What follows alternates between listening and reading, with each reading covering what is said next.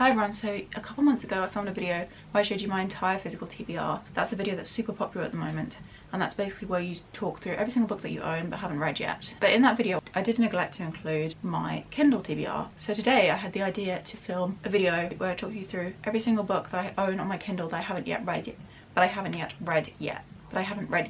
I thought I had like enough that would be kind of interesting, and there's like a range of different genres. There's some fantasy, there's magical realism, there's some romance, historical fiction, potentially. Many different genres. Could be fun, so I thought that's what today's video would be. This is my Kindle here. I have a Kindle case from Amazon and some stickers from Six of Crows and Akatar on the back. But I have the Kindle Paperwhite. I believe it's the 2021 version, but I will list everything down below, all the details about it if you're curious. I love it. I received it for Christmas and I read several books on here, but I also own several books that I haven't yet read. That's today's video. The first book I have to mention is one that's like a little bit of an anomaly because it is one that I already own physically, but I decided I had to own it via Kindle. I didn't have to, but like I wanted to own it via Kindle because the actual physical book is over 800 pages, and I was like, that's gonna be really hard to read. Like, I'm just gonna put off reading it basically. It's like a big hardcover, and when I'm traveling and I'm out and about, I don't really want the hardcover. While I can get the ebook on my phone, I don't love reading on my phone. I'm just like constantly paranoid that it's messing my eyes up, which I mean it probably is, but whatever. Reading on the Kindle is so much better for your eyes, so that's the reason why I justified buying this book. It was also £1.99 or £1.50 or something in the Kindle sale.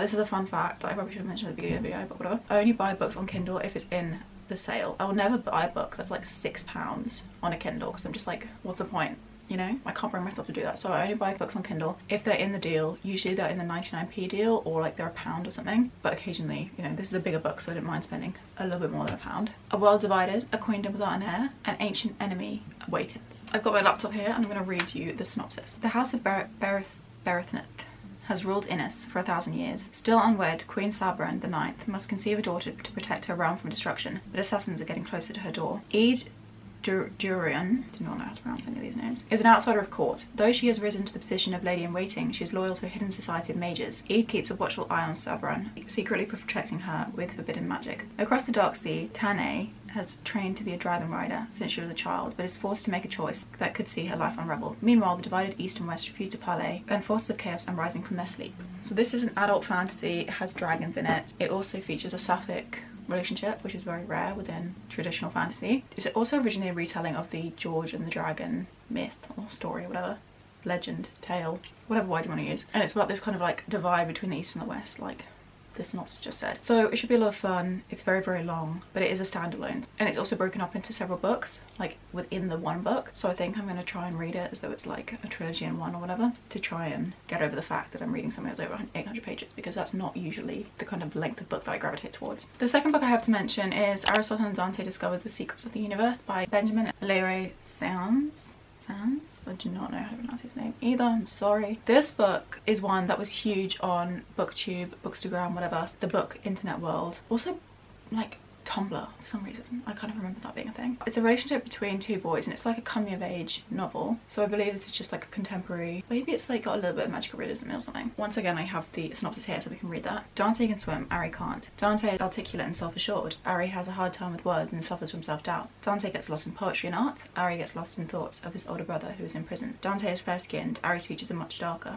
It seems that a boy like Dante, with his open and unique personality on life, would be the last person to break down the walls that Ari has built around himself. But against all odds, when Ari and Dante meet, they develop a special bond that will teach them the most important truths of lives and help define the people they want to be. But there are big hurdles in their way, and only by believing in each other and the power of their friendship can Ari and Dante emerge stronger on the other side. This was a book, like I said, that was very popular back in the day, and I saw it dip into the 99p sale, Kindle Daily Deal, whatever it's called, and I just decided to give it a go because it was so cheap, and I was just like, could be amazing. I've also heard that it's very lyrical in the writing style, which is something that I always love, so this could be a fun time. I also do believe that there might be a little bit of romance between the two boys. I don't know whether it's like a friendship that like hints at that, or whether it does straight up feature like a gay romance. Take that with a grain of salt and do your own research if that's something you're interested in reading about, because I'm not entirely sure whether it does include that or not. The phone's ringing. The next book I have to mention is one that I featured in my July TBR, so hopefully August TBR, so hopefully I will be reading it this month. Whether I actually get to it is another thing, because it's not a super high priority book, it's just a book set in summertime that I feel like would be good to read during the summer season, and I'm running out of months, less than a month. So I should be reading it soon, but we'll see. And that is Every Summer After by Carley Fortune. In my August TBR, I didn't actually know what this book was about, and since then I have had a look at the synopsis, so I thought again we could read it. For 6 summers, through hazy afternoons on the water and warm summer nights working in his family's restaurant and curling up together with books, medical textbooks for him and work in progress horror stories for her, Percy and Sam had been inseparable. Eventually that friendship turned into something breathtakingly more before it fell spectacularly apart. This is 2 people who throughout their childhood or their teenage years or whatever, they're like besties, and then they fell in love and then something went wrong. Then years later they reconnect and you explore what happened in the past, and I guess it eventually ends in a happy ever after. When Percy returns to the lake for Sam's mother's funeral, their connection is as undeniable as it had always been. But until Percy can confront the decisions she's made and the years she spent punishing herself for them, they'll never know whether their love might be bigger than the biggest mistakes of their past. Told over the course of 6 years and 1 weekend, every summer after is a big sweeping nostalgic look at love and the people and the choices that mark us forever. So I think similarly to You and Me on Vacation, People We Meet on Vacation by Emily Henry, this one is going to have like 2 timelines. So we're going to be looking back at what happened in the past and also what's currently going on in the present. I have heard that this book is very, very similar to Love and Other Words by Christina Lauren, which is a book that I haven't yet read, and it is a little bit weird that this is like basically an exact rip-off of that. Apparently there are very small differences. So in my August TBR I said I think to be fair to Love and Other Words, it might be worth reading Love and Other Words first before this one. But we'll see what I do. I don't actually own a copy of Love and Other Words yet, so if I can get my hands on that soon, I might read that one first. There's 99p in the sale and I've heard good things, so could be fun. There's also one that I didn't want to buy physically because I am slightly wary about that. The whole thing was like the author kind of copying Christina Lauren. Book number 4 is a fantasy. It's a cozy fantasy book that absolutely took the world by storm this year, but earlier in the year. I think it was this year. Yeah. Maybe last year, I'm not sure. Emily Wilde's Encyclopaedia of Faeries by Heather Fawcett. This book follows Emily Wilde. She is a Cambridge professor and she studies fairies, so in this universe, in this world. Maybe it's an urban fantasy actually, because I think it is set in our world, but fairies exist, which sadly they don't in our own. Although I don't want to crush that dream for you, so let's say they do. She's writing the world's first encyclopedia on folklore. I believe she's missing 1 species of fairy, so she travels up to the mountains to try and find out about this fairy species. Set in this small town, the mountains, there's also a little bit of a romance subplot, and it says, who is Wendell Bambleby, and what does he really want? To find the answer, she'll have to unlock the greatest mystery of all, her own heart. Sounds very cute and cozy, and I really am excited to read that one probably in the autumn time. I don't know. It's one of those ones that I always associate with like spring, summer, but apparently it has got those cozy fantasy vibes in not just being low stakes, but also being set in like colder climate. Number 5 is Utopia Avenue by David Mitchell. This book came out a few years ago. People's interest has been reignited with it because it has been compared to Daisy Jones and the Six. People often kind of picture it as Daisy Jones and the Six, but better, like better writing, better plot construction, everything like that. So like Daisy Jones and the Six, it features a fictional band. Utopia Avenue is the strangest British band you've never heard of. Emerging from London's psychedelic scene in 1967 and fronted by folk singer Elf Holloway, guitar demigod Jasper Zoet, and blues bassist Dean Moss, Utopia Avenue released only 2 LPs during its brief blazing journey, from the clubs of Soho and drafty ballrooms to top of the pops in the cusp of chart success, and on into glory in Amsterdam, prison in Rome, and a fateful American fortnight in the autumn of 1968. David Mitchell's captivating new novel tells the expurgated story of Utopia Avenue, of riots in the streets and revolutions in the head, of drugs, thugs, madness, love, sex, death, art, of all the families we choose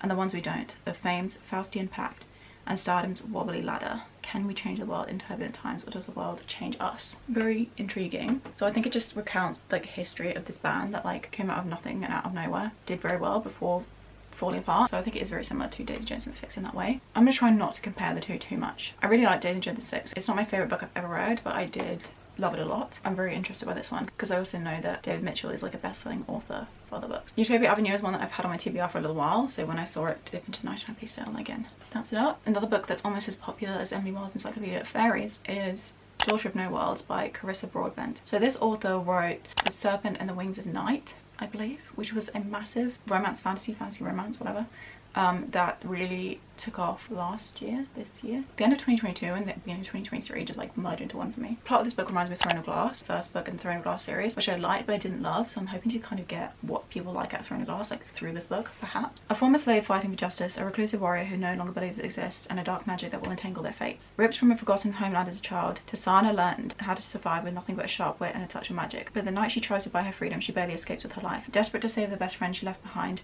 Tasana journeys to the Orders, the most powerful organizations of magic wielders. But to join their ranks, she must complete an apprenticeship with Maxentarius Farlione, what? we're going to call him Max, a handsome and reclusive fire wielder who despises the orders. The order's intentions are cryptic, and Tasana must prove herself under the threat of looming war. But even more dangerous are her growing feelings for Max. The bloody past she wants to forget may be the key to her future or the downfall for them both. But Tasana will stop at nothing to save those she abandoned, even if it means gambling in the order's deadly games, even if it means sacrificing her heart. This does sound quite standard fantasy. I have heard very good things, particularly about the first book. I've heard that the second book and the third are a little bit boring, but I found that out after having already purchased this. But again, I paid 99p. It's a really thick book, so it was a great deal, and I will pick that one up whenever I feel like fantasy romance. Two more books to mention. The first is The Night Circus by Erin Morgenstern, which is a magical realism book that was huge years ago, but is famously a very popular favourite book for people. This book was also similar to Caraval, which is a book series that I have read 2 or 3 books in and have loved both of them. And I think that Caraval was a little bit inspired by The Night Circus. So this follows a circus that pops up out of nowhere. It has this magical competition narrative, and it is a love story between 2 of the people who are competing with one another. The writing in this is meant to be beautiful and extremely lyrical. Sounds like a fun time. I kind of want to know what it's about. I think it's one of those ones that you kind of have to go into a little bit blindly. Like, the description of it doesn't really tell you much, but I'm sure I'll come at the other end obsessed with it, like everyone else. And then lastly, a different genre. This is more of a contemporary lit fic book, and that is Acts of Desperation by Nolan. Our unnamed narrator meets a magnetic writer named Erin and falls against her better judgment, completely in his power. After a brief, all-consuming romance, he abruptly rejects her, sending her into a tailspin of jealous obsession and longing. If he ever comes back to her, she resolves to hang on to him and his love at all costs, even if it destroys her. Part breathless confession, part lucid critique, Acts of Desperation renders a consciousness split between rebellion and submission, between escaping degradation and eroticizing it, between loving and being lovable. With unsettling electric precision, Nolan dissects one of life's most elusive mysteries. Why do we want what we want, and how do we want it? Last year I read a couple of Sally Rooney books, and I also read Excited Times by Nisha Dolan, which is a book about this girl's kind of obsession with this guy who basically doesn't really like her. He just like has her around, but he will never commit to her. And I think that's similar to what this book is. It's like this whirlwind relationship. The guy just like leaves with no explanation, and we're inside the girl's head, and she's left kind of confused and also with her life completely changed, but still absolutely infatuated with the guy. Which also reminds me of Simple Passion by Annie Ernaux, which is one of my favourite books I read this year. I never stop going on about it, but this is with good reason in regards to Acts of Desperation, because while Simple Passion is a non-fiction book, it is recounting an affair that Annie Ernaux had, and it's one where very much the girl kind of like left waiting while the guy's just doing whatever the heck he wants, with so much disregard for this girl in his life, which I think will be similar to Acts of Desperation. Acts of Desperation is one that I've had on my Amazon wishlist for a long time. I wanted a physical copy, but then I saw it for 99p, and I thought I'd read it first on Kindle, and if I loved it I could always purchase a physical copy. So there you go, those are the 8 books I believe on my Kindle TBR. Hopefully I haven't missed any of them. I'm not sure when I want to get to all of these, but I made a list on Goodreads of all these books, which I'll have linked if you are interested. I'm going to keep adding to you whenever I buy books on my Kindle. When I'm not reading a lot of books on my Kindle and I kind of get out the habit of using it, I forget what I own, and so then I'm not drawn to it when I'm deciding what books I want to read for the month. So I think it's good to have a list. They're all books I'm really excited about. They're all ones that I had been interested in even before they went on the sales, and so I would have bought probably physical copies if they hadn't dropped anyway. So this is a really fun way of being able to read the book for a cheap price, and then if I love it I can always buy a physical copy and add it to my collection, which I've done with several books, including Most of All You by Mia Sheridan.